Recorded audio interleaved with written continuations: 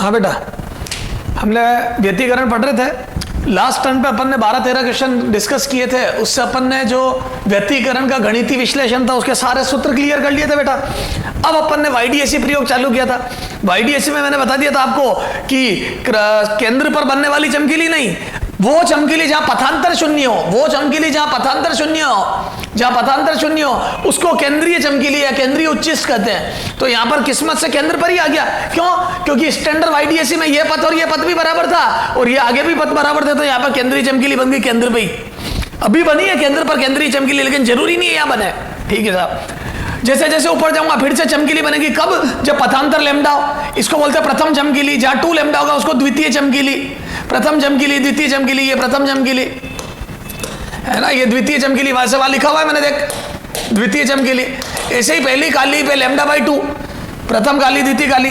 ऐसे एनवी चमकीली पर पथांतर n लैम्डा, ये देख λ/2 लैम्डा, प्रथम पे 1 द्वितीय पे 2 तो n लैम्डा, और कलांतर 2πn हो जाएगा 2n पाई। ऐसे ही काली के लिए 2n - 1 λ/2 और कलांतर 2n - 1 पाई हो जाएगा। क्लियर है क्या? तो इस प्रकार से ये सारा मामला चलेगा। तो ये दो क्रमागत चमकीली, कोई भी दो ले लो, पहली दूसरी, दूसरी तीसरी, चौथी पांचवी, कोई सी भी दो क्रमागत ले लो। क्या मध्य की दूरी को फ्रिंज चौड़ाई कहते हैं? सर सिर्फ चमकीली नहीं, काली के बीच की दूरी ले लो, पहली काली दूसरी कोली, वो भी बीटा आएगा। तो दो क्रमागत चमकीली या काली क्या हो जाएगा बेटा? तो फ्रिंज चौड़ाई, फ्रिंज की परिभाषा क्या हो जाएगी? अरे बोलो, फ्रिंज विड्थ, फ्रिंज चौड़ाई, वो आगे लिखाऊंगा मैं, फ्रिंज चौड़ाई में आगे लिखा दूंगा। ठीक है। तो दो क्रमागत चमकीली या काली के मध्य की दूरी को फ्रिंज चौड़ाई कहते हैं। ध्यान रखना, ये भी निकालेंगे अपन आगे, है ना। तो अब अपना मेन काम है फ्रिंज चौड़ाई निकालना, सूत्र की व्युत्पत्ति करना और फिर पूरी वाईडीएसी पे क्वेश्चन करना। चलो आ जाओ। अब देखो बेटा, ये एक खाली रह गया, इसको हटा देते हैं, क्वेश्चन एक साथ करेंगे। ठीक है। अब आ जाओ। अब देखो फ्रिंज चौड़ाई की सूत्र की व्युत्पत्ति। तो सबसे पहले मैंने वाईडीएसी प्रयोग के लिए ये बनाया पर्दा, इस पे 2 होल करे, सामने एक पर्दा रखा, स्क्रीन, जहां पर मैं व्यतिकरण प्रारूप प्राप्त करूंगा। अब देखो, क्या मैं बोल दूं कि किसी बिंदु P पर ये D, इसको दोनों स्लिटों S1 व S2 के मध्य की दूरी को स्मॉल d बोलते हैं। ये स्टैंडर्ड नोटेशन है। जिंदगी में कभी वाईडीएसी में स्मॉल d का मान दे, वो बोले या नहीं बोले, वो S1 S2 के मध्य की दूरी होगी। फिर इस स्लिट से पर्दे के बीच की जो दूरी होती है उसको कैपिटल D बोलते हैं। ये जो स्लिट है उससे पर्दे के बीच की दूरी को कैपिटल D बोलते हैं। ठीक है। अब इस पर्दे पर कोई बिंदु P है ना, इस पर्दे पर कोई बिंदु P है, तो मैं बोल दूं S1P और S2P। तो S2P - S1P वहां पथांतर होगा। ये क्या होगा बेटा? P पर पथांतर S2P - S1P। तो बोल दूं यहाँ डेल x जो आएगा बेटा वो आएगा S2P - S1P। तो ये पथ बड़ा होगा, तो S2P - S1P, उसको हल करूंगा मैं। तो यहां से अभिलंब डाला मैंने, क्या डाला बेटा? अभिलंब। तो अगर D स्मॉल d की तुलना में बहुत बड़ा है, इस दूरी की तुलना में ये दूरी बहुत बड़ी है, तो मैं बोल दूं ये एक तरीके से यहां से एक वृत्त का छोटा सा चाप दिखेगा। अरे क्या अभिलंब और क्या आधार दोनों बराबर हो जाएगी है? तो मैं जब अभिलंब डालूंगा तो अभिलंब आधार समान, अभिलंब और कर्ण समान हो जाएंगे। क्यों हो जाएंगे? आधार और कर्ण समान हो जाएंगे। क्यों? क्योंकि ये एक छोटा सा चाप, ये D बहुत कम है और ये बहुत दूर है, तो ये चाप दिखेगा, ये ऐसा दिखेगा। ये समझ गए क्या? ये छोटा सा चाप दिखेगा ये। तो चाहो तो साइड में चित्र बना लो। अगर D बहुत बड़ा है स्मॉल d से, तो बोल दो ये ऐसा नजर आएगा। अरे ये बहुत छोटा नजर आएगा स्मॉल d, ये और ये तो ये लगभग बराबर हो जाएंगे। तो ये पथांतर आ जाएगा, तो ये बहुत छोटा दिखेगा, ये पथांतर आ जाएगा। और ये कितना हो जाएगा बेटा? d sin थीटा हो जाएगा। क्या देख, d sin थीटा, ये।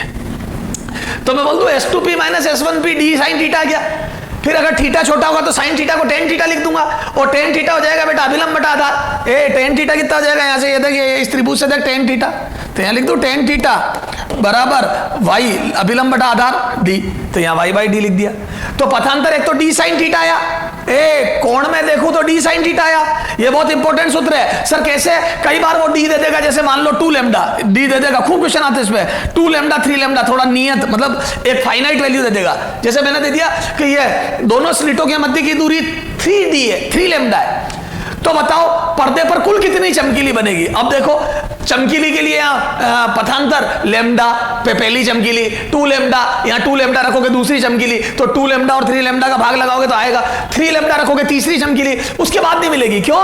क्योंकि 4 लेमडा 5 लेमडा पे तो आप इतने दूर चले जाओगे कि वो 1 से बड़ा आने लगेगा। समझ गए? तो मैं बोल दूं 3 ऊपर 3, ऐसे क्वेश्चन बनेंगे। अपन बाद में बात करेंगे, अभी मेरा एम क्वेश्चन कराना नहीं है, अभी मेरा एम ये बताना है कि सूत्र काम का है। अभी मैं सिर्फ ये जल्दी जल्दी इसलिए बोला मैं, क्योंकि मैं ये बताना चाहता हूं ये सूत्र बहुत काम का है। तो डेल एक्स बराबर डी साइन थीटा होता है पथांतर, कहां? थीटा कोण पर, ये क्षैतिज से थीटा कोण पर किसी बिंदु पी पर पथांतर डी साइन थीटा, जहां स्मॉल डी क्या है? स्लिटों के मध्य की दूरी। ये वेरी वेरी इंपॉर्टेंट। फिर इसको हल करा तो छोटे कोण के लिए, ये छोटे कोण के लिए ध्यान रखना, यहां पे y बाई डी लिख दिया तो ये आ गया dy बाई डी। याद रखने का तरीका बताता हूं, मैं अवकलन करने जा रहा था, dy बाई डी कैपिटल लिख दिया मैंने, dy बाई डी। मैं तो यूं याद रखता हूं dy बाई डी, नहीं तो उल्टे d हो जाते। अवकलन वाला d, dy बाई dx की जगह कैपिटल D लिख दिया, यूं याद रखता हूं मैं। ये बोलो, तो ये आ गया केंद्र से y दूरी पर, तो रेखीय दूरी y पर, केंद्र से पर्दे पर y दूरी पर पथांतर dy बाई डी होता है कैपिटल D, और थीटा कोण पर डी साइन थीटा होता है। तो कोण के पदों में और केंद्र से दूरी के पदों में, दोनों में पथांतर याद रखो। सर ये कैसे काम आता है? बताता हूं। वो स्मॉल डी कैपिटल डी के मान दे देगा और पूछेगा केंद्र से 1 mm दूर तीव्रता बताइए। अब केंद्र से 1 mm दूर, पहले यहां 1 mm रखिए, ये सब मान रखिए, पहले पथांतर निकालो, पथांतर से कलांतर निकालो, कलांतर से फिर आप निकालोगे कितना? आई पी बराबर आई मैक्सिमम कोस स्क्वायर 5/2। तो 5 तक पहुंचना है तो पहले पथांतर, पथांतर से कलांतर, और पथांतर Y D Y by D होता है, केंद्र से दूरी दी हो तो। सब पे क्वेश्चन करूंगा। अब ये वाई आ गया, वाई क्या आ गया? केंद्र से दूरी, केंद्र से दूरी, केंद्र से दूरी, जहां पथांतर, जहां पथांतर डेल एक्स है, डेल एक्स पथांतर है, किसकी दूरी? जहां पथांतर डेल एक्स है, ये आई। अब आ जाओ फ्रिंज चौड़ाई के लिए, है ना, फ्रिंज चौड़ाई, है ना, इस फ्रिंज चौड़ाई, फ्रिंज चौड़ाई की पहले परिभाषा लिखते हैं, चौड़ाई अभी मैंने बताई थी। बोलो क्या होती है फ्रिंज चौड़ाई? बीटा। बोलो क्या परिभाषा होती है? दो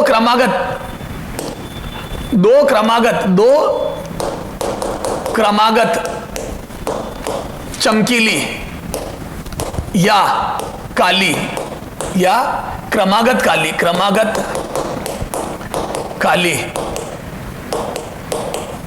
फ्रिंजों के मध्य की दूरी, फ्रिंजों के मध्य की दूरी को फ्रिंज चौड़ाई कहते हैं, फ्रिंज चौड़ाई कहते हैं, फ्रिंज चौड़ाई कहते हैं। ये हो गई रेखीय फ्रिंज चौड़ाई, समझ गए? ऐसे कोणीय फ्रिंज चौड़ाई भी बताऊंगा अभी मैं। दो क्रमागत चमकीली या काली के बीच की दूरी को, है ना, कोई भी, चाहे क्रमागत चमकीली ले लो चाहे क्रमागत काली ले लो, कोई फर्क नहीं पड़ रहा है, सब बराबर ही आती है, फ्रिंज चौड़ाई कहते हैं। ठीक है, अब आ जाओ ये समीकरण 1 में। अब ये चमकीली के लिए, ये चमकीली फ्रिंजों के लिए, चमकीली फ्रिंजों के लिए समीकरण 1 में डेल एक्स बराबर एन लेमडा लिख दूं, एन लेमडा रखने पर, चमकीली रखने पर, तो बोलो कितनी आ जाएगी? तो y बराबर आ जाएगा बेटा डी, y का मान, सॉरी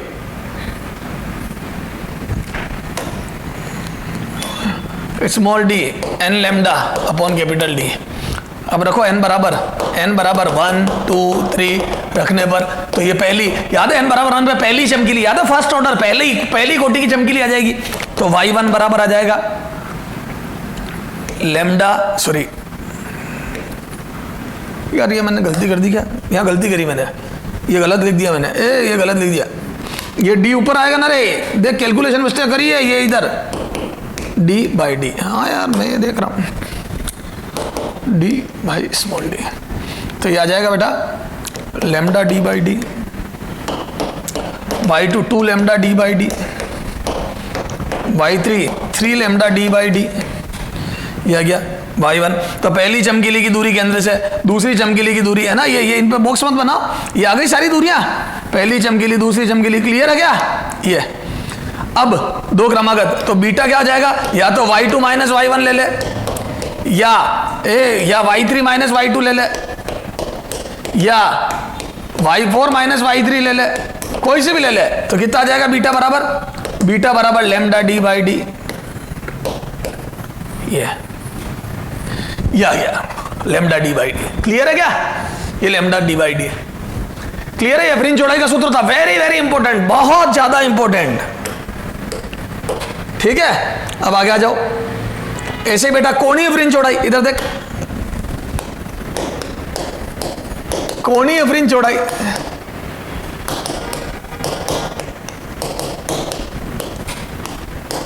बीटा थीटा, इसकी भी बढ़िया। दो क्रमागत चमकीली या दो क्रमागत काली फ्रिंजों के मध्य कोण, फ्रिंजों के मध्य कोण, ठीक है, के मध्य कोणीय दूरी कर दो, के मध्य कोणीय दूरी है। सर अब ये क्या हुआ है ना, ये देख बताता हूं। जैसे ये आ जा तू, मैं ये बात करूं कि ये रहा,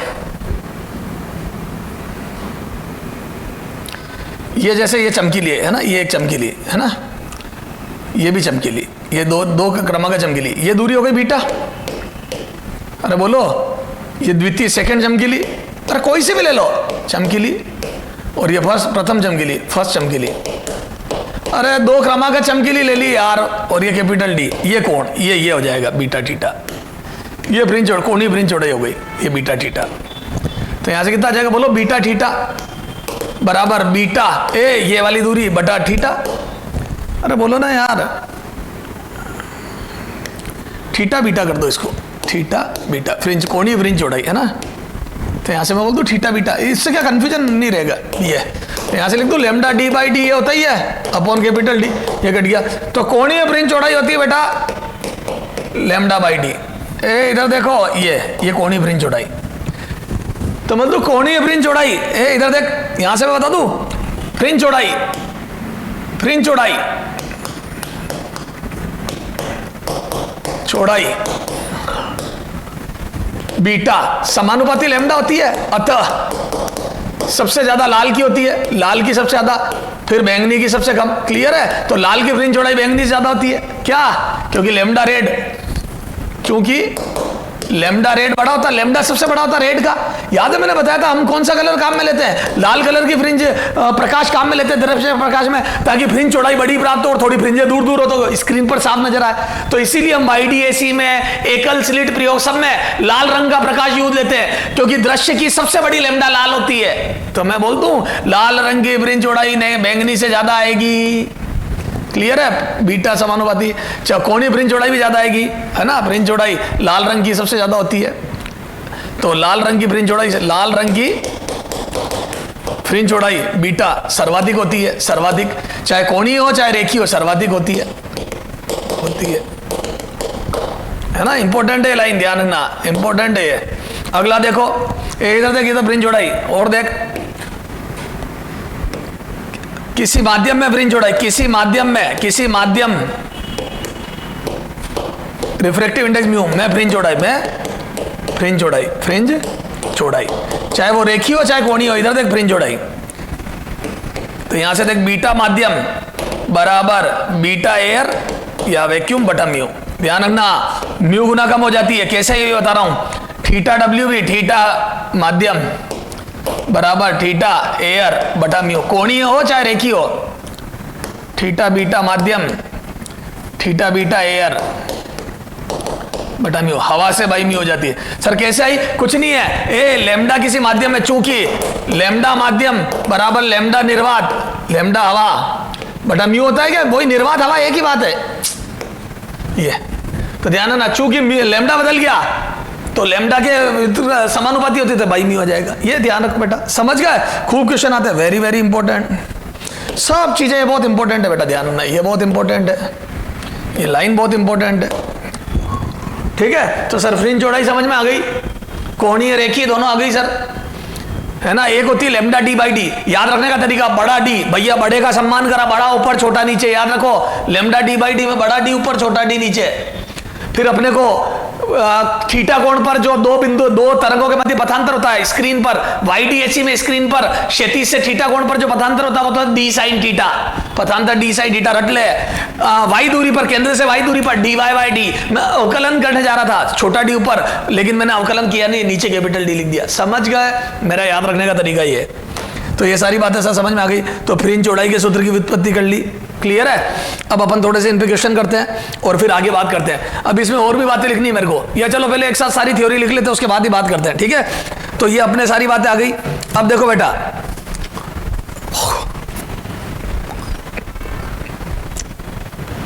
देखो आप सुनना।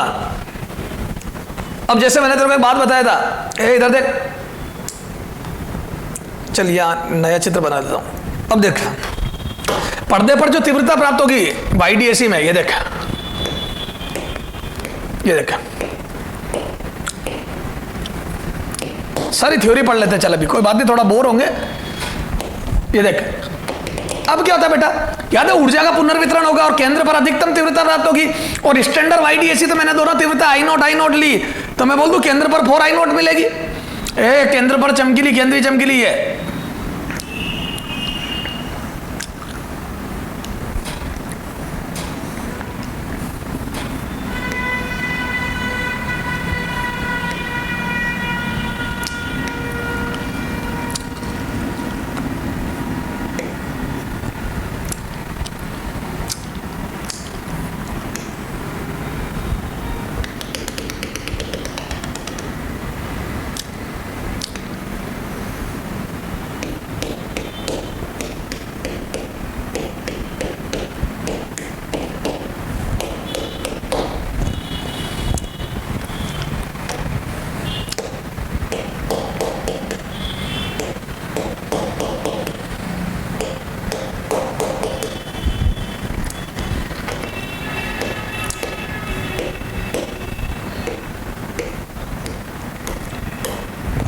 ये तो अधिकतम तीव्रता 4I0 होगी केंद्र पे, फिर जहां लैम्डा होगा वहां ये लैम्डा है ना, 2 लैम्डा, ये देखो शून्य था, ये जहां लैम्डा होगा पथांतर, ये क्लियर है? ये अब मैं बोल दूं रीडिस्ट्रीब्यूट, ऊर्जा का पुनर्वितरण हो गया, यही तो व्यतिकरण है। कहीं बढ़ गई, कहीं घट गई, कहीं जीरो हो गई, कहीं बढ़ गई। तो YDAC में कहीं पे अधिकतम हो जाती, कहीं न्यूनतम, और दोनों तीव्रता समान लूंगा तो जहां न्यूनतम है वहां जीरो होगी। ये अच्छा व्यतिकरण प्रारूप है, अच्छा व्यतिकरण प्रारूप है। तो बोल दूं ये λ/2, ये 3 λ/2 वाले पॉइंट है, 5 λ/2 जहां λ/2 का, और ये वो लैम्डा वाले पॉइंट है। ये देख, ये लैम्डा, ये 2 लैम्डा है ना, ये पूर्ण गुणज वाले पॉइंट है, ये लैम्डा, ये चमकीले वाले, जहां तीव्रता 4I0। अब मैं बोल दूं कहीं ज्यादा कहीं कम। अब एक होती है औसत तीव्रता, एवरेज इंटेंसिटी, आई एवरेज, औसत तीव्रता। तो अगला पॉइंट लिखा रहा हूं मैं, औसत तीव्रता। अगला पॉइंट है बेटा थ्योरी का, अभी फ्रिंज चौड़ाई पढ़ ली, औसत तीव्रता, औसत तीव्रता, ये पॉइंट है ना थ्योरी का, औसत तीव्रता, आई एवरेज। तो अधिकतम व न्यूनतम तीव्रताओं, ठीक है, का औसत, आई मैक्सिमम व आई मिनिमम का औसत, का औसत, औसत तीव्रता कहलाती, का औसत, सही बात है, का औसत, औसत तीव्रता कहलाती, का औसत, औसत तीव्रता कहलाती है, तीव्रता कहलाती है। तो यहां से आ जाओ, कितना आ जाएगा बेटा, आई एवरेज, ये बराबर आई maximum plus I minimum by 2, ये होता है औसत तीव्रता का सूत्र। अब इसको हल करने पर, अब यहां पे देख, आई एवरेज, इधर देखना रे, I average is equal to, लिख दो √I1 प्लस √I2 का होल स्क्वायर। व्यतिकरण में अधिकतम तीव्रता ये रूट, हालांकि यहां 4I0 है पर मैं जनरल लिख रहा हूं, I1 I2 हो तो क्या होगा बेटा, यहां पे तो 4I0 और 0 का औसत 2I0 आ जाएगी, लेकिन मैं जनरल लिख रहा हूं। कभी भी अगर अलग अलग तीव्रता हो तो भी तेरा आंसर आ जाए, अरे तीव्रता समान हो तो I1 I2 सेम कर देना। ये अब मैं बोल दूं पहले दो और तीसरे पद कट जाएंगे, यहां आ जाएगा बेटा, ये आ जाएगा I1 plus I2 plus 2 √I1 यहां आ जाएगा I1 plus I2 minus 2 √I1 by 2। तो यहां से कितना आ जाएगा, आई एवरेज बोलो, आई एवरेज बराबर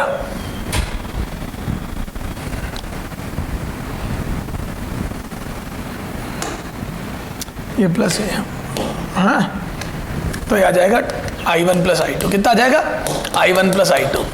तो औसत जब भी निकालना हो तो अधिकतम व न्यूनतम का औसत होता है, अधिकतम प्लस न्यूनतम बटा दो, उसको हल करने पर आ जाती है दोनों।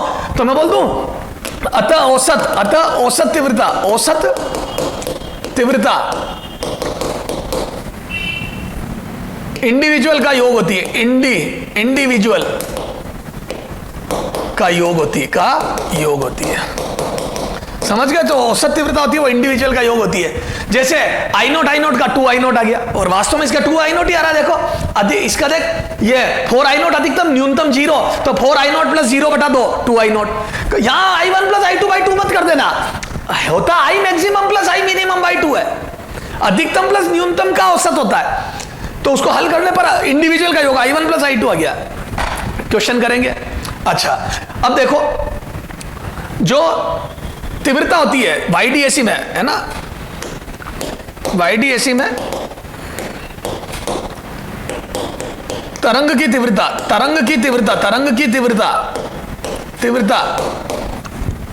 स्लिट चौड़ाई W के समानुपाती होती है, वर्ग के नहीं, समानुपाती, सिर्फ समानुपाती। अब देखिए यहां से जबरदस्त बात होती है, समानुपाती होती है, ठीक है, ये दिया हुआ होता आपने, तो I समानुपाती W। क्लियर है? ये क्लियर है? तो जितनी चौड़ाई बढ़ाओगे, जितनी स्लिट की चौड़ाई बढ़ाओगे उतनी तीव्रता बढ़ेगी, ध्यान रख लेना, उतनी तीव्रता बढ़ेगी। क्लियर है क्या? ये दिया हुआ है। इसका मतलब उन्होंने होल नहीं मान के स्लिट मान के किया। ये देख, तभी तो स्लिट में देख, ये चौड़ाई इधर देख, ये स्लिट, तो लंबाई वही रह जाएगी L, और चौड़ाई बढ़ाओगे तो दुगुनी चौड़ाई करोगे तो दुगुनी तरंगें निकलेगी यहां से, और वो एक बिंदु पर अध्यारोपित हो रही है, तो तरंगों की संख्या, तो बिंदु का क्षेत्रफल तो फिक्स हो गया, तरंगों की संख्या दुगुनी होने से तीव्रता दुगुनी हो जाएगी। क्लियर है? तो ये आ गया। तो सर ये सारी बात समझ में आ गई। तो YDAC में ये बात हो गई। क्लियर है? तो ये औसत तीव्रता हो गया, फ्रिंज चौड़ाई हो गई, है ना, फ्रिंज विड्थ दोनों कोणीय रेखीय दोनों चौड़ाइयां बता दी मैंने, है ना। अब एक होती है फ्रिंज दृश्यता। क्या होती है? फ्रिंज का आकार और फ्रिंज दृश्यता। हाँ, अब देखो, यदि द्विवर्णी प्रकाश स्रोत के साथ YDAC प्रयोग किया जाए, प्रयोग करें तो पर्दे पर एक निश्चित लंबाई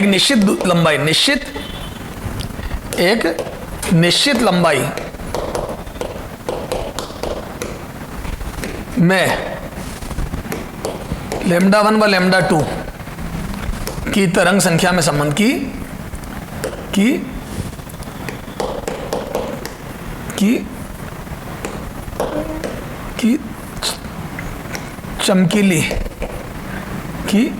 चमकीली फ्रिंजों में संबंध, फ्रिंज संख्या में संबंध। अब देखना बेटा, जैसे क्या है, जैसे L लंबाई में λ1 की N1 व λ2 की N2 फ्रिंज समा जाती है। तो देखो मैं बोल दूं L1 बराबर हो जाएगा N1 λ1, अरे N1 β1 is equal to N2 β2। अरे एक फ्रिंज की चौड़ाई β1, तो N1 फ्रिंज आएगी तो N1 इंटू β1 उस लंबाई के बराबर हो गया। बेटा ये देखना यार, एक फ्रिंज की चौड़ाई 1 mm है और 10 फ्रिंज आती है तो ये लंबाई 10 mm के बराबर हो गई। तो 10 फ्रिंज इसकी आई और 12 इसकी आई, तो 12 इंटू उसका जो भी mm है, तो N1 β1 बराबर N2 β2। यहां से मैं करता हूं N1 λ1 d/d is equal to N2 λ2 d/d, और ये d/d तो सेम होगा, कट जाएगा, तो N1 λ1 बराबर N2 λ2। ये सूत्र बन गया, ध्यान रखना। एक निश्चित लंबाई में N1 λ1 बराबर N2 λ2। अगर तेने लैम्डा बढ़ाया तो कम फ्रिंज आएगी, क्योंकि उसकी फ्रिंज चौड़ाई बढ़ जाएगी। तो जैसे जैसे लैम्डा बढ़ता है वैसे वैसे फ्रिंज चौड़ाई बढ़ती है, तो उसी लंबाई में कम फ्रिंज आती है।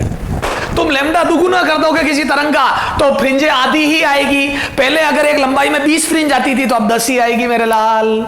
तो मैं बोल दूं, जैसे जैसे आप तरंग दैर्घ्य बढ़ाओगे फ्रिंज चौड़ाई बढ़ेगी तो कम फ्रिंजे आएगी। समझ गए? कम फ्रिंजे समाएगी। सर समझ में आ गया। अब फ्रिंज दृश्यता देखते हैं, फ्रिंज विजिबिलिटी है ना, फ्रिंज दृश्यता, ये सब YDAC फ्रिंज दृश्यता है ना, फ्रिंज विजिबिलिटी। इसका सूत्र होता है बेटा, फ्रिंज विजिबिलिटी अब इसकी परिभाषा तो क्या लिखेंगे, फ्रिंज विजिबिलिटी है ना, इसको डिफाइन करते वी से लिखते हैं ना, ये देख वी, तो ये होता है बेटा आई मैक्सिमम प्लस आई मिनिमम बटा आई मैक्सिमम, सॉरी माइनस ऊपर है ना, इसको समझा रहा हूं मैं, आई मैक्सिमम प्लस आई मिनिमम। बेटा सूत्र याद रखना है आपको, है ना, इसमें मैं कुछ नहीं कर सकता। ये फ्रिंज दृश्यता इस प्रकार से दी जाती है। सर ये कहना क्या चाहता है, ये देखो मैं बोल दूं, इधर देखो, ऊपर वाली चीज हमेशा कम होगी और नीचे वाली ज्यादा होगी, ए ऊपर वाली कम नीचे वाली, तो v हमेशा लेस देन 1 आएगा, इक्वल टू 1 आ सकता है ना, तो v का मान 1 या 1 से कम होगा। मैं बोल दूं फ्रिंज दृश्यता ए v अधिकतम, बोलो कब होगा, अधिकतम 1 होगा कब, तब जब क्या हो रहे, आई मिनिमम 0 हो जाए, आई मिनिमम 0, इसका मतलब दोनों का तीव्रता आई मिनिमम 0 मतलब I1 I2 बराबर लू, अतः I1 बराबर I2 होने पर सही बात है, होने पर फ्रिंज दृश्यता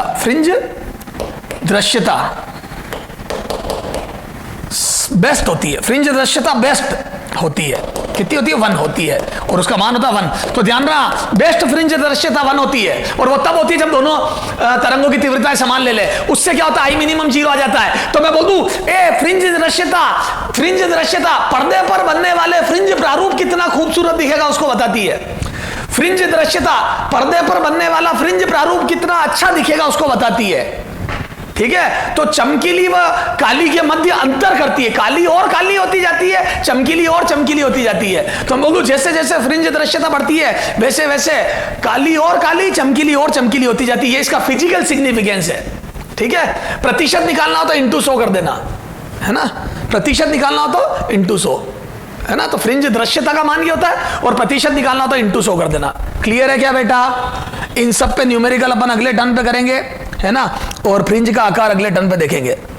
तो फ्रिंज का आकार अगले टर्न पे देखेंगे और इन पे न्यूमेरिकल अगले टर्न पे करेंगे। Best of luck. White light का क्या फर्क पड़ता है ये भी अगले टर्न पे देखेंगे। हाँ बेटा, तरंग प्रकाशी की बात कर रहे थे, इसमें अपन व्यतिकरण पढ़ रहे थे, है ना बेटा। व्यतिकरण में अपन ने काफी कुछ बातें कर ली थी लास्ट टाइम पे, अपन ने फ्रिंज चौड़ाई वगैरह, है ना। देखो थोड़ा सा कहानी अब तक की बात कर लेता हूं मैं, कहानी अब तक, फिर कहानी आगे की देखेंगे। तो बेटा अपन ने देखा था पथांतर, है ना, थीटा कोण पर, केंद्रीय लाइन से थीटा कोण पर पथांतर डी साइन थीटा होता है ना, डी साइन थीटा। तो ये याद रखना है, जब भी कोण पता करना हो कि पहली चमकीली दूसरी चमकीली का कोण बताओ तो ये काम आएगा, कितनी चमकीली फ्रिंजें बनेगी ये काम आएगा, ठीक है। अच्छा, फिर इसको आगे हल करा था तो याद है डी वाई बाई डी आया था, डी वाई बाई डी क्या आया था, पथांतर, ये याद आया। फिर यहाँ से अपन ने भाई ये दो बहुत इंपॉर्टेंट फॉर्मूला निकल के आए थे, अपने को याद रखना है। फिर यहाँ से वाई, है ना, बराबर आ गया था D delta x upon small D. अब अपने को फॉर चमकीली के लिए याद है, चमकीली के लिए डेल्टा एक्स बराबर एन लेमडा करा था अपन ने, तो यहाँ से कितना आ जाएगा बोलो, तो वाई बराबर N lambda D by D. Clear है ये। फिर एन का मान रखो 1 2 3, तो चमकीली मिल गई थी, याद आया। फिर अपन ने फ्रिंज चौड़ाई दो क्रमागत चमकीली या दो क्रमागत काली के मध्य अंतर, थोड़ा जल्दी बोल रहा हूं मैंने, तो याद है फ्रिंज चौड़ाई आई थी दो क्रमागत चमकीली या काली के मध्य अंतर, तो याद आया लेमडा डी बाई डी आया था। कोई किसी भी दो का अंतर ले लो यही आएगा। फिर अपन ने कोणीय फ्रिंज चौड़ाई पड़ी थी थीटा वाली, तो याद है वो आया था लेमडा बाई ए डी। क्यों? क्योंकि अपन ने कैपिटल डी का डिवाइड कर दिया था, याद है, त्रिभुज बनाया था। और ये सारी बातें याद आ गई क्या? ये कोणीय चौड़ाई, ये चमकीली के बीच की दूरी बोलो, तो ये बीटा थी और ये कैपिटल डी थी, तो बीटा बाई डी। बोल मेरे लाल, ठीक है। तो ये सारी बातें फिर अपन ने काफी चीजें देखी थी क्या कि फिर अपन ने देखा था कि फ्रिंज चौड़ा, अच्छा फिर अपन ने देखा था स्लिट की जो विड्थ है उसके प्रोपोर्शनल होती है इंटेंसिटी, याद आया। विड्थ के प्रोपोर्शनल, जैसे जैसे विड्थ बढ़ाएंगे वैसे वैसे इंटेंसिटी समानुपातिक रूप से बढ़ेगी। क्लियर है? इसका मतलब यहाँ पर स्लिट मानी गई थी, जो भी ये सारी बातें अपन ने देखी थी, ठीक है, ये बात करी थी अपन ने। फिर अपन ने फ्रिंज दृश्यता देखी थी, है ना, I maximum minus I minimum बटा I maximum plus I minimum. Fringe दृश्यता अधिकतम तब होती है जब आई मिनिमम 0, और हमेशा फ्रिंज दृश्यता 1 या 1 से कम होती है। 1 तब होती है जब आई मिनिमम 0, आई मिनिमम 0 तब होती है जब दोनों तीव्रताएं I1 बराबर I2 हो, तभी तो आई मिनिमा 0 आएगा। ये सारी बातें। चलो बेटा, अब अपने को देखना था एक फ्रिंज का, अच्छा औसत तीव्रता देखी थी, क्या होती है, सबका योग, सर बाई टू नहीं, आई maximum plus I minimum by two होती है। अधिकतम तीव्रता व न्यूनतम के योग का बटा 2, ये औसत होता है। अधिकतम व न्यूनतम का औसत बटा 2 आता है। फिर इसको हल करते तो I1 प्लस I2 आया था। तो औसत तीव्रता इंडिविजुअल तीव्रताओं का योग कर लो तो वो होती है। अच्छा, स्क्रीन पर फ्रिंज पैटर्न कैसा दिखता है? स्क्रीन पर कैसी नजर आती है फ्रिंजें, सॉरी चमकीली, मतलब उनकी चौड़ाइयां कैसी नजर आती है फ्रिंज की? क्या हो रहा है? ठीक है, तो अपन ने देखा था कि केंद्र पे केंद्रीय उच्च, अच्छा केंद्रीय चमकीला किसको बोलते हैं? जहां पर पथांतर जीरो हो, ध्यान रखना, चमकीला नहीं जहां पथांतर जीरो। तो अपन ने इस टाइप से देखा था।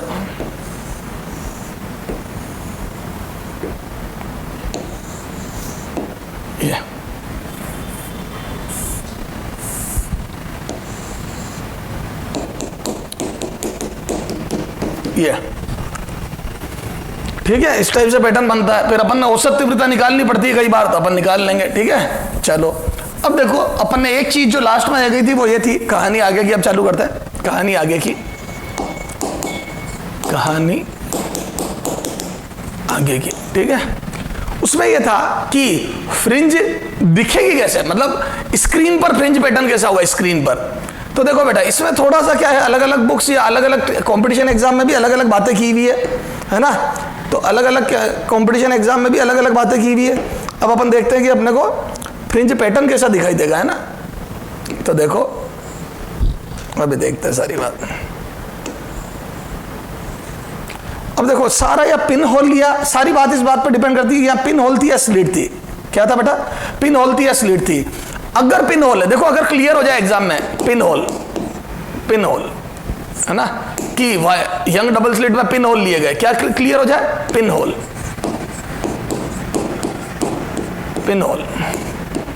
ठीक है। अगर ये बहुत सूक्ष्म छिद्र पिन होल लिए, मतलब वृत्ताकार, अगर ये पिन होल है S1 S2, एक के जो 2 स्रोत बनाए, याद है 1 के 2 बनाने पड़ते हैं। अगर ये पिन होल है, 3D में दिखा थोड़ा सा,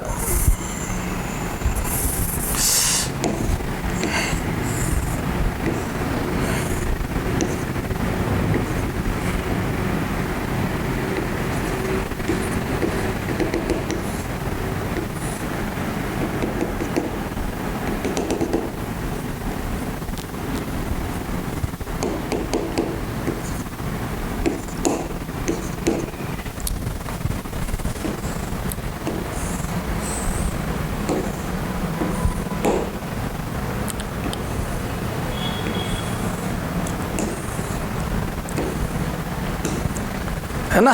तो अति परवलयाकार फ्रिंज पैटर्न प्राप्त होता है जहां केंद्रीय लाइन चमकीली सीधी रेखा होती है। केंद्रीय लाइन, ये केंद्रीय लाइन, ठीक है, ये O, ये केंद्र है, ये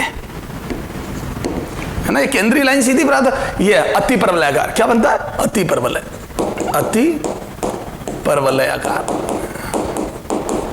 बेटा अगर इसमें भी स्क्रीन को बहुत छोटी लोगे तो सरल रेखा ही दिखेगी लगभग। ये बहुत मतलब बहुत एग्जाम में क्या है ये क्वेश्चन पूछा, तो अति परवलयाकार। तो अगर पिन होल मानू तो 2 पिन होल, 2 बिंदु स्रोत, 2 फिक्स पॉइंट, पिन होल हो गए फिक्स पॉइंट S1 S2, 2 बिंदुओं, 2 फिक्स बिंदुओं से दूरियों का घटाओ। मतलब क्या हो गया? जैसे ये बिंदु है P, ये P, तो हम बोल दो S2P माइनस S1P। 2 फिक्स बिंदुओं से किसी बदलती हुई दूरी का घटाओ का बिंदु पथ, जैसे लैम्डा करना है, इसको चमकीली फ्रिंज के लिए लैम्डा करा, S2P माइनस S1P लैम्डा। याद है केंद्र के बाद पहली आएगी जहां लैम्डा। तो ये जो अंतर होता है, अंतर अगर नियत हो, 2 फिक्स बिंदुओं से किसी बदलते हुए बिंदु के दूरियों का अंतर अगर नियत हो, तो ये अति परवलय बनता है। ये बिंदु पथ जो होता है अति परवलय। ये बिंदु पथ क्या होता है? ये मैथ की बात है बेटा। बिंदु पथ क्या होता है? अति परवलय। अब तुझे तो ये ध्यान रखना है बेटा, परवलय, क्योंकि परवलय मैथ वाले भी ध्यान रखते हैं बेटा, परवलय। तो दो फिक्स बिंदुओं से एक बिंदु की दूरियों का अंतर अगर नियत हो तो अति परवलय की समीकरण बनती है। अति परवलय होता है वो बिंदु पर, ठीक है।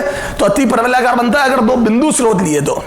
अब यही अगर वो क्लियर बोल दे एग्जाम में, क्या अगर वो क्लियर बोल दे सेकंड, क्या कि रेखीय स्रोत, स्लिट ले, स्लिट, क्या लिख दे वो?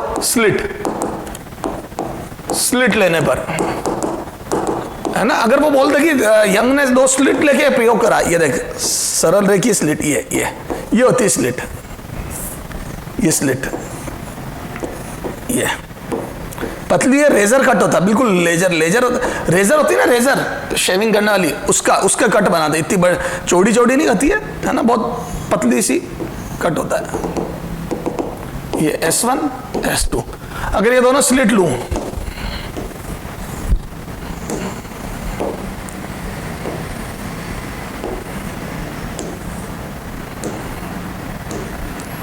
तो बनता पथ, ये जो बिंदु पथ बनता है वो सरल रेखा बनता है। क्या बनता है बेटा? सरल रेखा, सरल रेखा। तो अगर स्लिट ले तो सरल रेखा, लेकिन ये सरल रेखा आगे जाके परवलयाकार हो ही जाती। क्यों? क्योंकि बड़ी स्क्रीन होगी तो ये बिंदु स्रोत की तरह ही तो काम करेंगे, बहुत दूर चले जाओगे अगर इन दोनों स्रोत से, तो ये बिंदु स्रोत नहीं दिखेंगे आपको।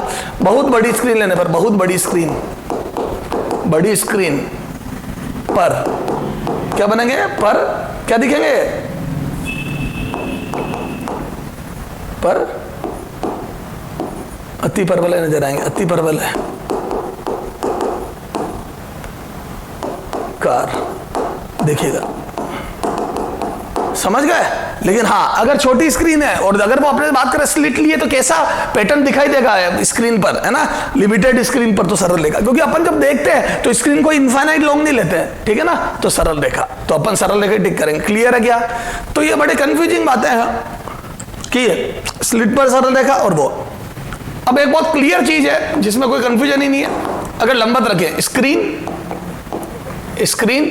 S1 व S2 को मिलाने वाली रेखा के लंबवत रखे, रेखा के लंबवत रखे जैसे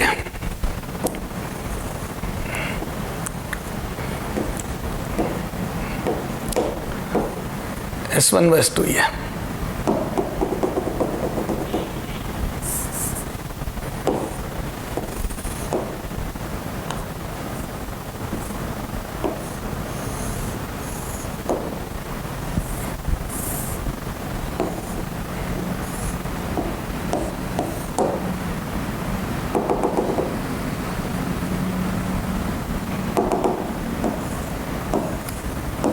तो वृत्ताकार बनता है। सही बात है। क्यों? क्योंकि ये देखो आप, ये बेटा ये जैसे यहां जाओगे आप, है ना, ये तो दूरियों का अंतर नियत। इधर देखो सर, आपने तो कहा था अति परवलय, हाँ बिल्कुल अति परवलय, ये देखे ना, ये अति परवलय बनेगा यूं, है ना, ये इस टाइप से। अब उस अति परवलय तो यूं बनेगा, अब आप उसको ऊपर से काट दोगे तो उस अति परवलयाकार वक्र को ऊपर से काटोगे तो ये वृत्ताकार ही तो बनेगा, तो यहाँ पे वृत्त बनेगा। समझ गया? तो लंबवत स्क्रीन रख दूंगा तो क्या बनेगी स्क्रीन? वृत्ताकार, तो ये बनेगी वृत्ताकार। क्लियर है क्या? तो यहां बनेगा स्क्रीन पर वृत्ताकार। तो S1 S2 को मिलाने वाली रेखा के लंबवत स्क्रीन रख दूंगा तो वृत्ताकार। क्लियर है क्या?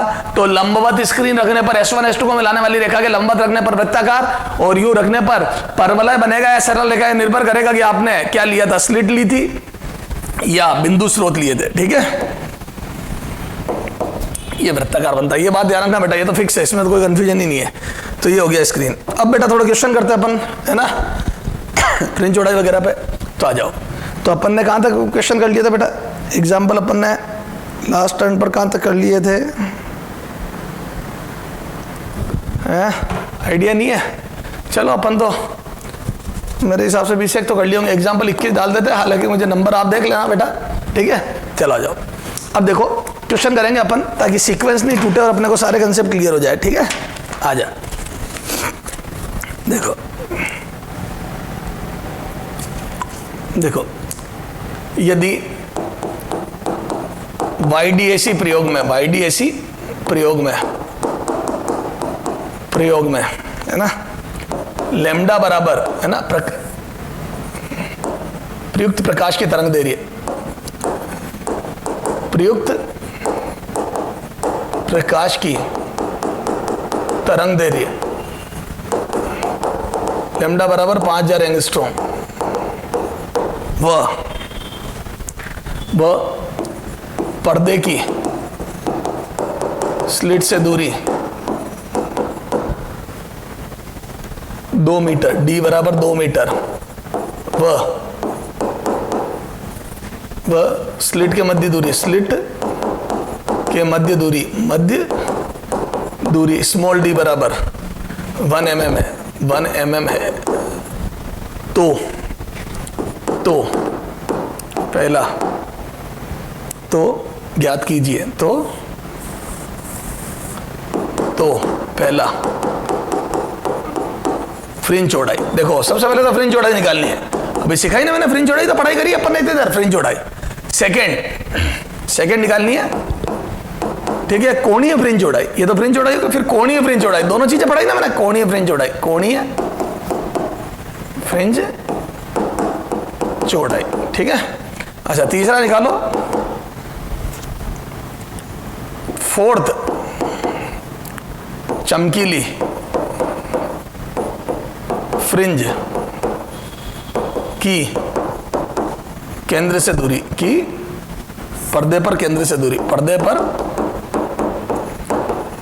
केंद्र से दूरी, केंद्र से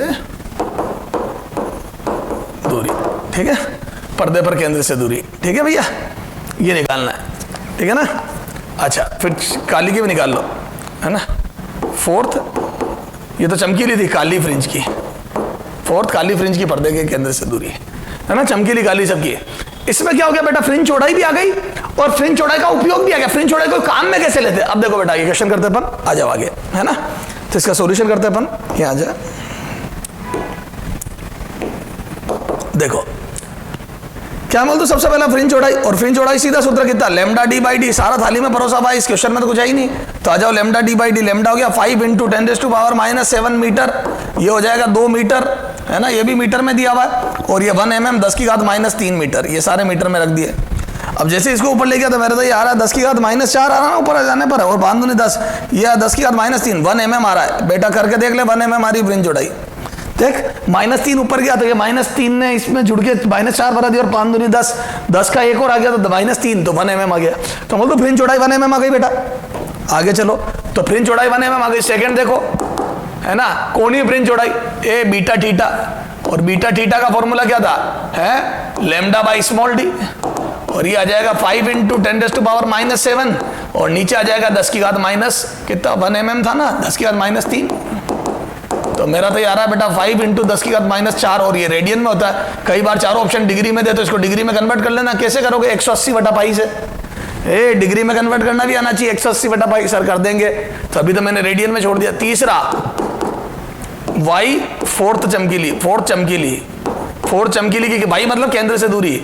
अच्छा आप देखो, दो तरीके काम करने के, इधर देख, मैं जैसे करना चाहता हूं तो मैं तो हमेशा बीटा से चलना चाहता हूं। मैं बोल दूं यहाँ केंद्रीय उच्च सी है, ये पहली चमकीली, अरे बोलो β1 दूरी पे, ए फर्स्ट चमकीली। देखो बेटा, सर कई बच्चे आ जाते हैं, सर लेमडा बताया था ना आपने पहली चमकीली के लिए। बेटा फर्स्ट चमकीली पर पथांतर, ए स्लिट से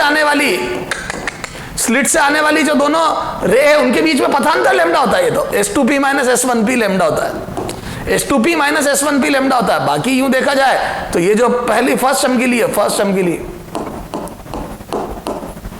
उसकी केंद्र से दूरी तो बीटा होती बेटा, ये तो बीटा होता है, ये बीटा।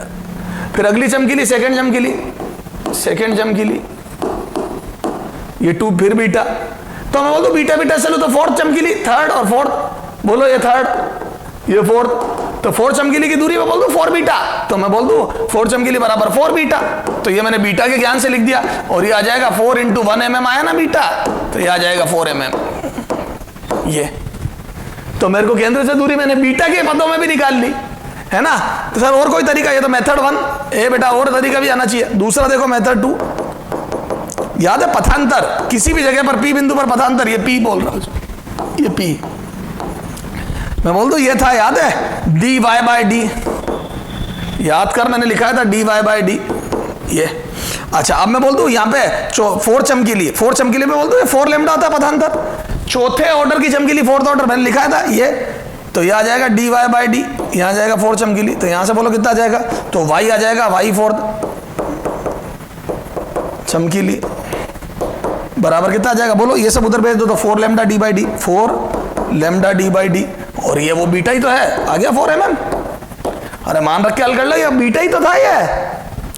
तो y केंद्र से y दूरी पर पथांतर डेल्टा एक्स बराबर डी वाई बाई डी होता है। अब आपको वाई निकालना है। अब पथांतर ये तो चलो चमकीली थी, कहीं पे अगर आपको पूछे लेमडा बाई 4 का पथांतर है, ये देख यहाँ लेमडा बाई 4, ये तो यहाँ लेमडा है, यहाँ 2 लेमडा है, यहाँ 3 लेमडा है, यहाँ 4 लेमडा है। लेमडा बाई 4 का भी पूछे तो भी निकाल लूंगा मैं लेमडा बाई 4 रख के, वैसे यूं भी निकाल लूंगा बीटा बाई 4, क्योंकि मैं बोल दूं जब जब पथांतर दो किरणों के बीच में लेमडा होता है स्क्रीन पर बीटा दूरी चलता है।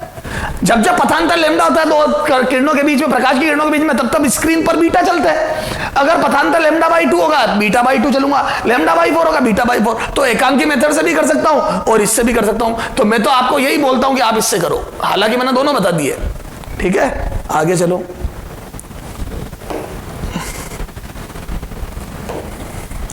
हाँ अगला देखो, फोर्थ क्या, अच्छा फोर्थ वाई, फोर्थ काली है ना, काली की दूरी। क्या मैं बोलता हूं स्क्रीन पे, ये देख फोर्थ काली, पीछे ही समझा देता हूं। ये देख मैं बोलता हूं हर चमकीली के बीच में काली बनेगी। ये देख यहाँ काली, ये काली, ये बीटा बाई 2 दूरी पे।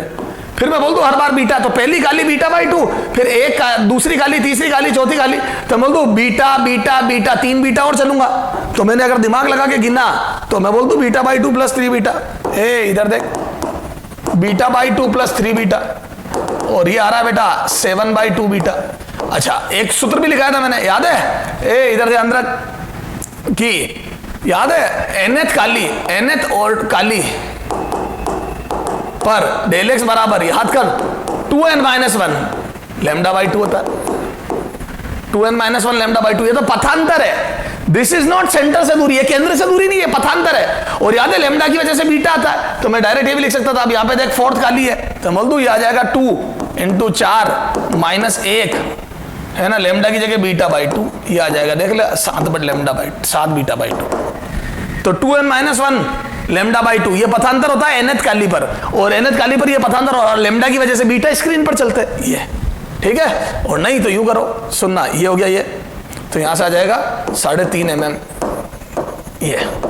ठीक है, या यूं कर लो मेथड 2, क्या डेल एक्स बराबर होता है डी वाई बाई डी, केंद्र से दूरी और पथांतर में संबंध होता है, और nth काली के लिए कितना आता है ये बोलो, डेल एक्स बराबर 2n-1 लेमडा बाई 2, कितना आता है 2n-1 लेमडा बाई 2। करो कितना आ जाएगा ये, तो यहां से आ जाएगा 2n-1 लेमडा बाई 2 बराबर डी वाई बाई डी।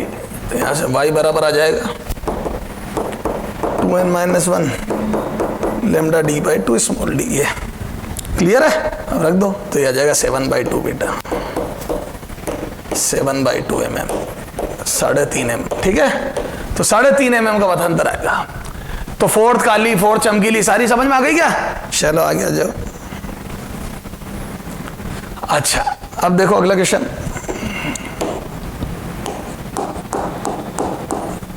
ठीक है। तो सर कोणीय चमकीली वगैरह सब आ गया। अच्छा यदि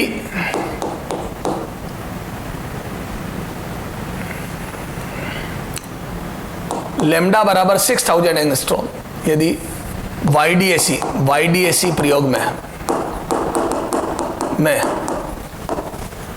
प्रयुक्त लेमडा बराबर, यह छोड़, प्रयुक्त में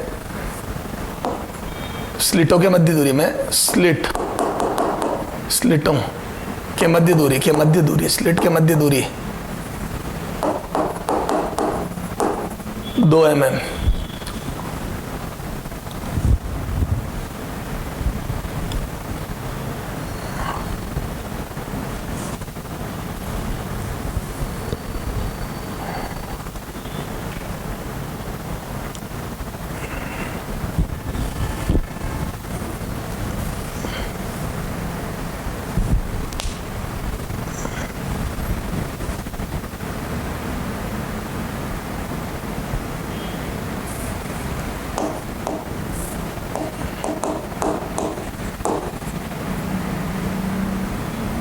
चार mm व पर्दे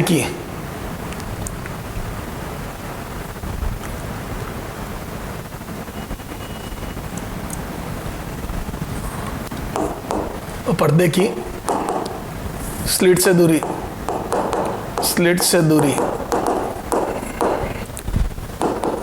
1 मीटर व पर्दे पर प्राप्त फ्रिंज चौड़ाई, पर्दे पर प्राप्त फ्रिंज चौड़ाई 4 mm है, तो पहला प्रयुक्त प्रकाश की तरंग दे, तो प्रयुक्त प्रकाश की तरंग दैर्घ्य लैम्डा। सेकेंड,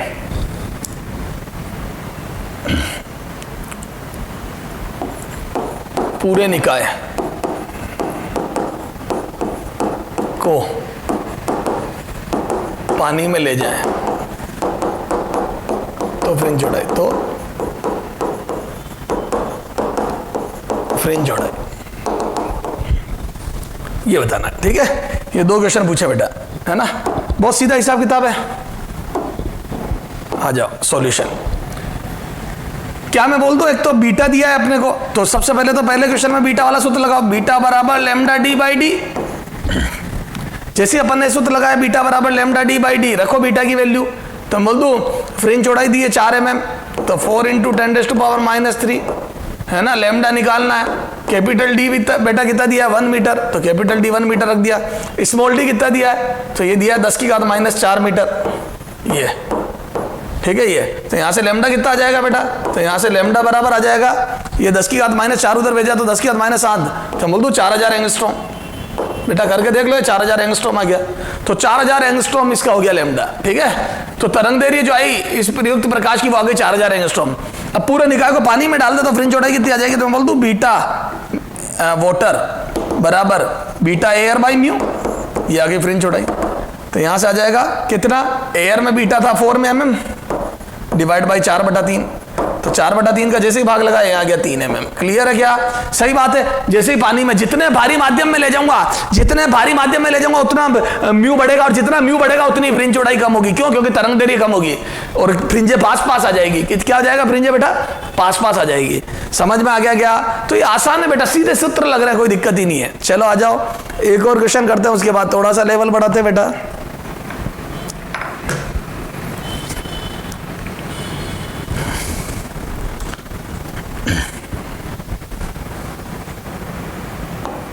थोड़ा सा और क्वेश्चन का थोड़ा डेटा अपन इनका लेते हैं।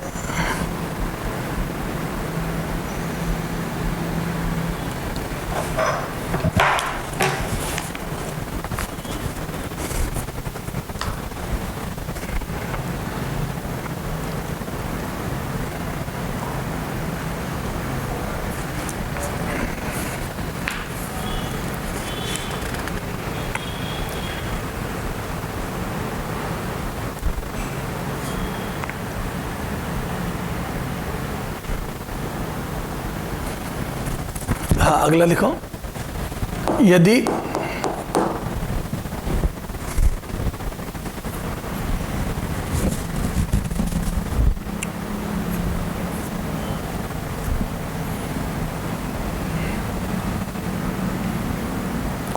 स्मॉल डी बराबर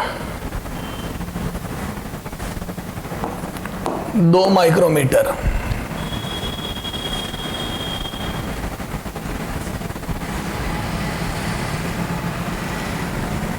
देखो यार, यदि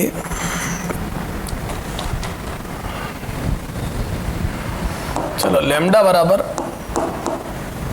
4000 एंगस्ट्रॉम, यदि वाईडीएसी प्रयोग में लैम्डा बराबर 4000 एंगस्ट्रॉम व कैपिटल डी बराबर 1 मीटर, थोड़ा शॉर्ट में लिख रहा हूं, व स्मॉल डी बराबर 2 mm है, तो फिफ्थ चमकीली व सेकंड काली के मध्य दूरी ज्ञात कीजिए, दूरी ज्ञात करो। अब जैसे क्वेश्चन आ गया, दूरी ज्ञात करो। क्लियर है, अब समझना बात को। अब इसके बच्चा जल्दी जल्दी में गलत कर जाता, बताता हूँ कैसे। यार एक बात बताओ, ये फिफ्थ चमकीली आई, फिफ्थ चमकीली है ना, वो तो मैं निकाल लूंगा कैसे। फिफ्थ चमकीली पे पथांतर 5 लैम्डा होगा, और यहाँ पे केंद्र से दूरी 5 बीटा से भी कर सकता हूं, और डेल एक्स बराबर dy बाई डी से भी कर सकता हूं, जहां से y बराबर डेल एक्स कैपिटल डी बटा स्मॉल डी आ जाएगा। डेल एक्स का मान 5 लैम्डा रख दूंगा, क्योंकि दोनों किरणों, हाँ ये यहां से आने वाली दोनों किरणों के बीच में पथ का अंतर इतना होगा। अच्छा थर्ड काली, ये थर्ड काली। अब बच्चे क्या करते, थर्ड काली का भी पता कर लूंगा मैं कैसे। पथांतर थर्ड काली पे कितना 2n - 1 लैम्डा बाई 2, तो 3 रखूंगा n की जगह, तो आ जाएगा 5 लैम्डा बाई 2। क्लियर है, तो थर्ड काली आ जाएगी। अब इनके बीच की दूरी, अच्छा थर्ड काली यूं भी कर सकता हूं मैं कि 5 लैम्डा बाई 2 चाहिए, तो लैम्डा की जगह बीटा रख दूंगा 5 बीटा बाई 2, इसका आ जाएगा 5 बीटा माइनस 5 बीटा बाई 2 आ जाएगा 5 बीटा बाई 2, है ना ये। अब बच्चा उत्तर टिक कर जाता है, क्यों? एक बात बता, फिफ्थ चमकीली यहाँ बनी, थर्ड काली यहाँ क्यों? थर्ड काली यहाँ पे भी तो बनेगी, और फिफ्थ चमकीली यहाँ पे भी तो बनेगी, तो मेरे को न्यूनतम अंतर इतना होगा। जगह एक तरफ दोनों लूंगा तो अंतर आएगा ढाई बीटा, और अगर एक इधर और एक इधर लूंगा तो अंतर आ जाएगा ज्यादा। समझ गए? तो यहाँ पे जो क्वेश्चन पूछा जाएगा एग्जाम में, उसमें क्लियर लिखेगा, तो बोलेगा कि मध्य न्यूनतम दूरी, यहाँ लिख देगा न्यूनतम दूरी। अब न्यूनतम दूरी का मतलब क्या हुआ, दोनों एक तरफ ही लेनी है, दोनों एक तरफ लेनी है, आएगी न्यूनतम दूरी। अब आ जाओ बेटा, तो क्या मैं बोल दूं, जब न्यूनतम दूरी पूछेगा थर्ड काली, तो मैं बोल दूं यहाँ पे डेल एक्स बराबर आ जाएगा कितना थर्ड काली पे, थर्ड काली पे 5 बीटा बाई 2। कैसे आया, तो यहाँ देखो सॉल्यूशन, थर्ड काली डेल एक्स बराबर आ जाएगा बेटा 2n - 1 लैम्डा बाई 2, n बराबर 3 रखो, ठीक है, रखो 3, तो आ जाएगा 5 लैम्डा बाई 2, और मैं बोल दूं ये 5, तो dy बाई डी बराबर 5 लैम्डा बाई 2, तो यहाँ से y बराबर आ जाएगा, यहाँ से बोलो y कितना आ जाएगा, y बराबर 5 lambda D by 2 small D, ये आ गया थर्ड काली, है ना। फिफ्थ चमकीली बिल्कुल मेथड से कर रहा हूँ मैं, दिमाग लगा के नहीं कर रहा हूँ, है ना। बाकी अपन n बराबर 5 रखूंगा, और याद है डेल एक्स बराबर चमकीली के लिए कितना था, n लैम्डा, तो यहाँ से आ जाएगा कितना 5 लैम्डा बराबर dy बाई डी, यहाँ से कर दो dy बाई डी बराबर 5 लैम्डा, तो यहाँ से y1 बाई 2 आ जाएगा कितना 5 लैम्डा डी बाई डी। बोलो अब ये दूरी कितनी आ जाएगी, न्यूनतम दूरी, बोलो न्यूनतम दूरी, डेल एक्स मिनिमम, न्यूनतम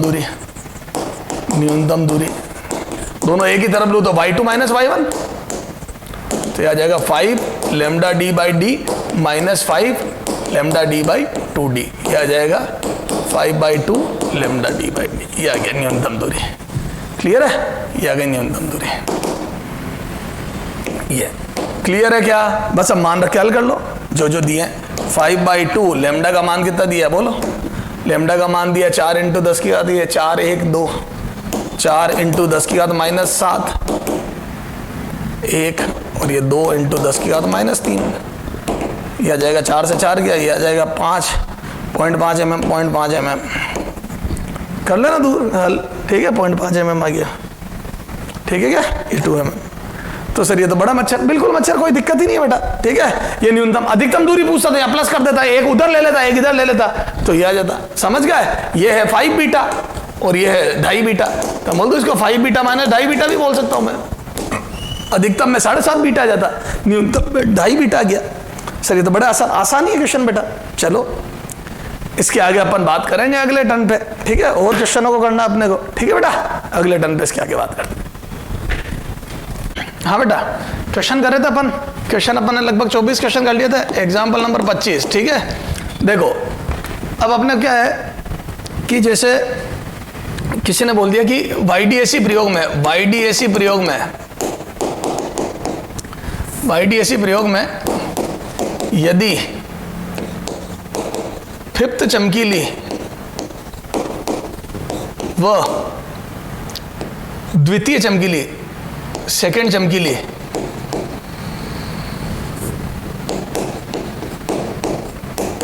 के मध्य दूरी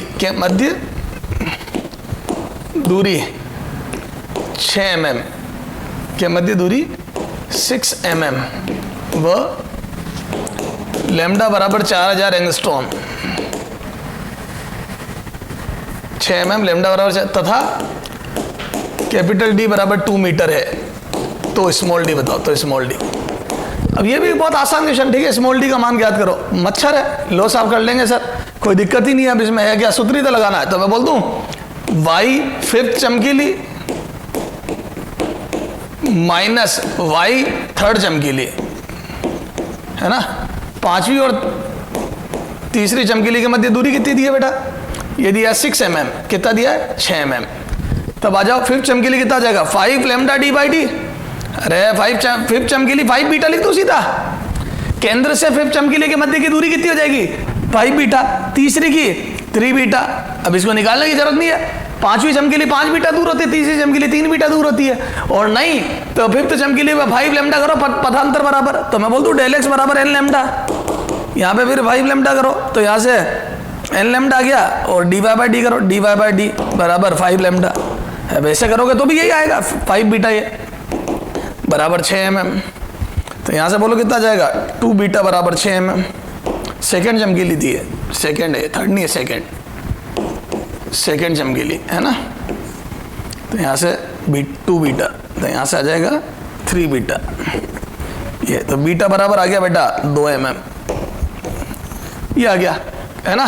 अब आपने को स्मॉल डी पूछा तो कोई दिक्कत ही नहीं है। बीटा इस बार थोड़ा सा स्टाइल से आया, पहले मैंने बीटा डायरेक्ट दिया था पिछले क्वेश्चनों में, इससे पहले कराया था बीटा डायरेक्ट देता था मैं। अब बीटा तेरे को इनडायरेक्ट आया, तो मैं यहाँ से बोल दूं क्या, लेमडा डी बाई डी बराबर 2 mm। तो लेमडा कितना आ जाएगा, 4 इंटू 10 की घात -7। कैपिटल डी कितना है, 2 मीटर अपॉन स्मॉल डी। अभी निकालते हैं, ये 2 इंटू 10 की घात -3।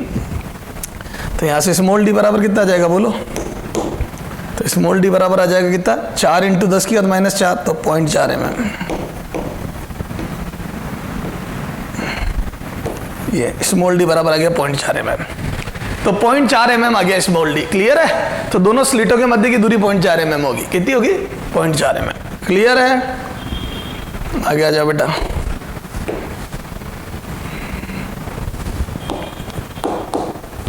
ठीक है, तो ये हो गया पर्दे पर गेम खेलना। अच्छा, अब थोड़ा सा और लेवल बढ़ाते अपन, है ना। आगे आ जाओ बेटा। यदि क्यों करो,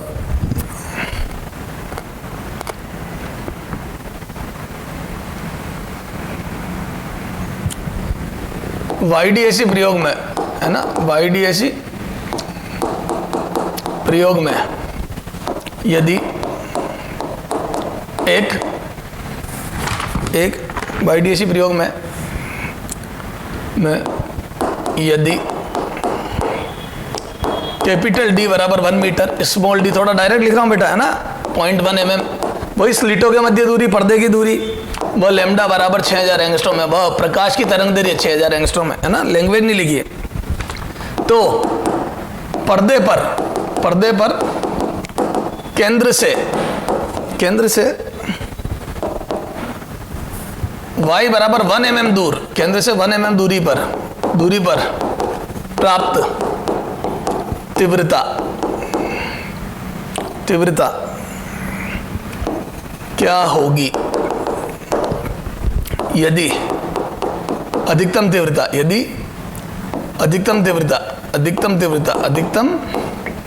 तीव्रता पर्दे पर जो अधिकतम तीव्रता है वो I नोट है। वैसे 4 I नोट आती है, अगर I नोट अगर उसकी ले दो, पर उसने I नोट दे दी तो अपने को I नोट है। बेहतरीन क्वेश्चन है बेटा। आ जाओ बेटा, बहुत अच्छा क्वेश्चन है। ये सारी चीजें अब देखो, सबसे पहले तो अपने को पता कलांतर चाहिएगा। तीव्रता का सूत्र जो होता है, याद है, केंद्र पर अधिकतम 4 I नोट होती है, लेकिन आज इसने I नोट दिया इसको। तो बोल दो आप अपने को किसी दूरी पर P बिंदु पर, जो कि कितना दूर है, ये केंद्र पर अधिकतम होती है YDAC में। ये y बराबर कितना बेटा, 1 mm।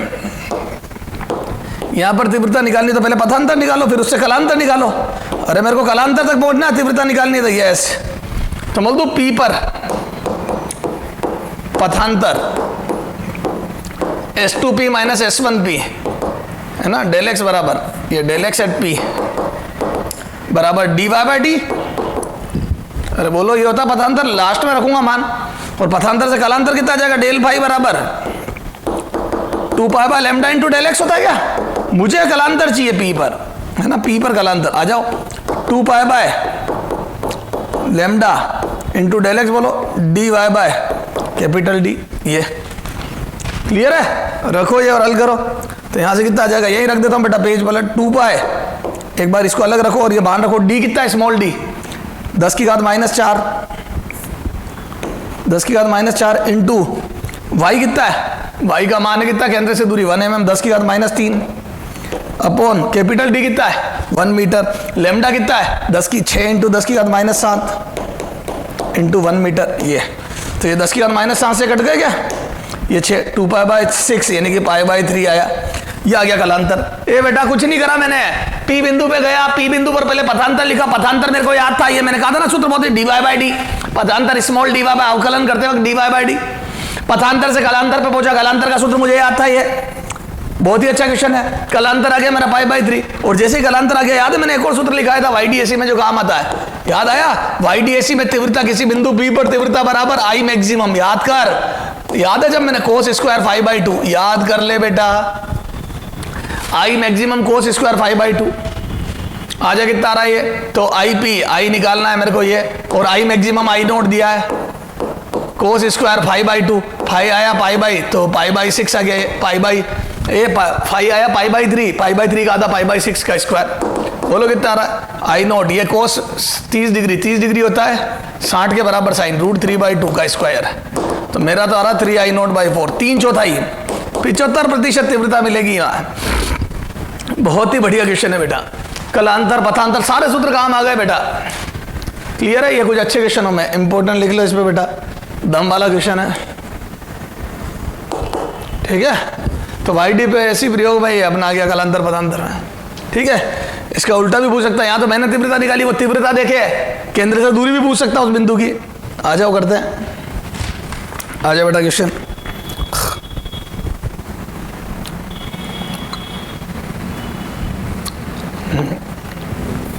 एग्जाम्पल 27 क्या हो रहा है ये,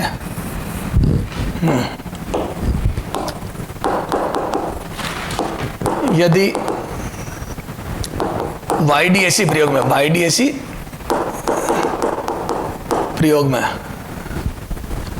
क्या है बेटा, लैम्डा बराबर 4000 एंगस्ट्रॉम, कैपिटल डी बराबर 2 मीटर, स्मॉल डी बराबर, एंड स्मॉल डी बराबर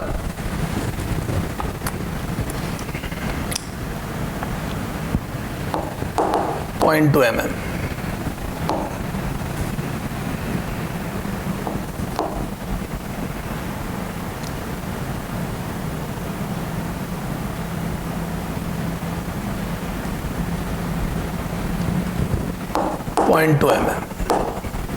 ठीक है, 2 mm वो पर्दे पर किसी बिंदु P पर तीव्रता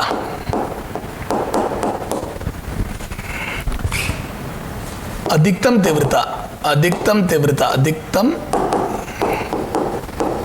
तीव्रता की आधी प्राप्त होती है तो P की केंद्र से न्यूनतम दूरी, न्यूनतम मतलब वो पहला बिंदु है ना, बार बार ऐसी कई बिंदु होंगे जहां पर आधी होगी, न्यूनतम दूरी। बहुत अच्छा क्वेश्चन, याद करो फिर से, बेहतरीन क्वेश्चन। देखते हैं बेटा कैलकुलेशन में सही होनी चाहिए, बस डेटा मैंने सेट तो किए हैं, है ना, बैठ के। चलो, केंद्र से न्यूनतम दूरी। अब आप एक बात बताओ, फिर से चित्र बनाओ थोड़ा आइडिया लेने के लिए।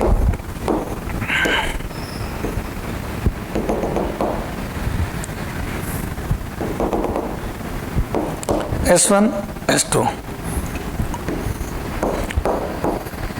ठीक है, न्यूनतम दूरी है ना। तो देखो अब ये P बिंदु है, यहां पे तीव्रता कितनी है, I मैक्सिमम बाई 2। अरे बोलो, ये Y निकालना है मेरे को, Y। तो यार एक बात बताओ, आपको है ना, तीव्रता से पहले कलांतर निकलेगा, कलांतर से पथांतर निकलेगा। देखो y तो पथांतर से ही निकलेगा, तो मैं बोलूँ यहाँ पथांतर निकालना है मेरे को। ये तो सबसे पहले I एट P बराबर I मैक्सिमम बाई 2, है ना। तो यहाँ पे लिखता हूँ मैं I मैक्सिमम, है ना, और इसका सूत्र होता है IP बराबर I मैक्सिमम कोस स्क्वायर 5/2। तो सबसे पहले कलांतर पे पहुंचूंगा मैं। तो यहाँ से देखो I मैक्सिमम P पर ये तीव्रता बराबर, तो यहाँ से I मैक्सिमम कट गया, तो कोस 5/2 कोस 5/2 इज इक्वल टू 1/√2 आ गया, रूट कर दिया दोनों तरफ। अरे बोलो, तो ये आ गया 1/√2। तो यहाँ से कितना आ जाएगा ये 5/2 बराबर π/4। तो यहाँ से फाई बराबर आ जाएगा π/2, है ना, 90 डिग्री, ये आ गया। तो भाई तो कलांतर पे पहुंच गया मैं, π/2 आ गया। कलांतर से पथांतर पे आओ, अरे बोलो, तो डेल एक्स पथांतर, तो बोल दूं डेल पाई बराबर 2π/λ इंटू डेल एक्स। तो यहाँ से रखो π/2 बराबर 2π/λ इंटू डेल एक्स, ये आ गया। तो यहाँ से डेल एक्स बराबर कितना आ गया λ/4, ये डेल एक्स आ गया λ/4। मतलब मेरे को वो बिंदु ढूंढना है, ए बी पी बिंदु, वो बिंदु ढूंढना है जहां पर पथांतर λ/4 आ जाए, है ना। पी बिंदु पर पथांतर, ये कलांतर ये था, तो पी बिंदु पर पथांतर λ/4 आ जाए और सबसे करीब वाला बिंदु ढूंढना है। तो क्या मैं बोल दूं, ये आ जाएगा बेटा dy/d, ये पी की दूरी आ गई dy/D बराबर λ/4। तो यहां से आ जाओ, कितना आ जाएगा बेटा, पी की दूरी वही आ जाएगी β/4, ये भेजो उधर λD/4 स्मॉल डी। इसको देखते ही मैं बोल सकता था जहां पथांतर λ/4 होगा वहां केंद्र से दूरी β/4, और नहीं तो dy/d से कर लो, तो ये β/4 आ गई, क्या β/4, बस रख दो मान सारे, ये सब दिए मैं, है ना, λ2 ये सब दिया हुआ है। तो आ जाओ कितना है λ4 इंटू 10⁻⁻7, ये दिया है 2 मीटर, ये, और ये दिया है बेटा 4 इंटू 0.2 यानी कि 0.2 इंटू 10⁻⁻3, ये, तो ये 4 से 4 गया, 10⁻⁻4, ये 10⁻⁻3, 2 से 2 गया 1 mm, ये आ गया। क्लियर है क्या? ये देखो ना 4 से 4 गया, ये 10⁻⁻4 ऊपर जाके 10⁻⁻3 बना देगा, 2 से 2 गया तो ये 1 mm, खत्म। तो 1 mm आंसर। तो मेरे हिसाब से तो आपको कोई तकलीफ होनी नहीं चाहिए इस चीज में। क्लियर है क्या? तो YDAC प्रयोग की ये सारी बात हो गई, ठीक है। तो ये केंद्र से दूरी वगैरह, तो ये तीव्रता वाला गेम भी बड़ा तगड़ा है, तो आपको सारे सूत्र याद होने चाहिए। तो ये ऐसे अपन कबड्डी खेल सकते हैं, ठीक है, बहुत ही बेहतरीन। अब आ जाओ बेटा, अब अपन ने याद है एक निश्चित दूरी पर केंद्र, ये देखो आ जाओ,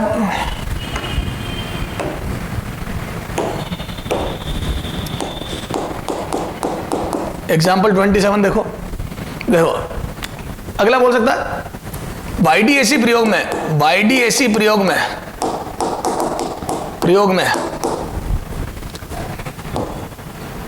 एक निश्चित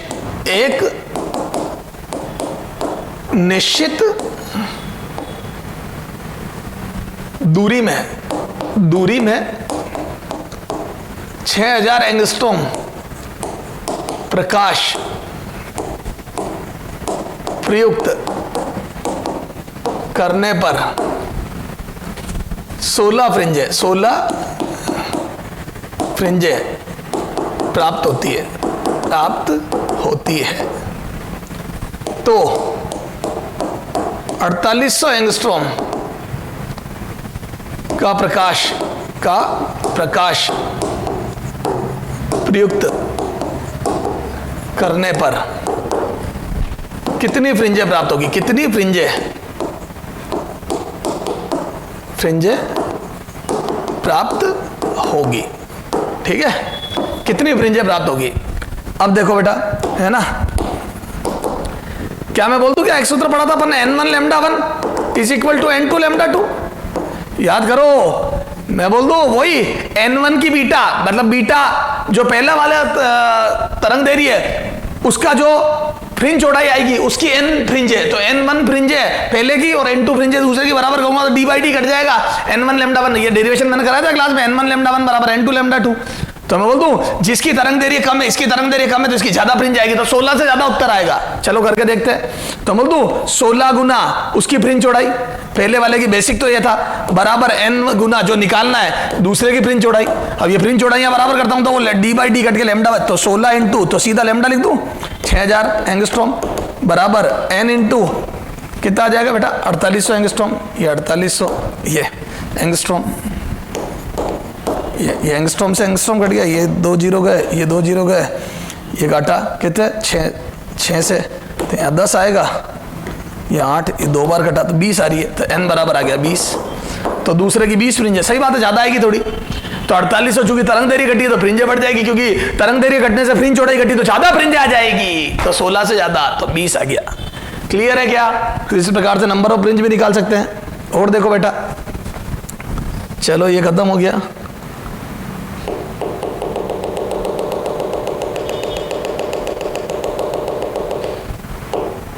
चलो है ना, तो ये अपन ने कर लिया बेटा कितने 28 क्वेश्चन, ठीक है। और आगे चलते हैं बेटा।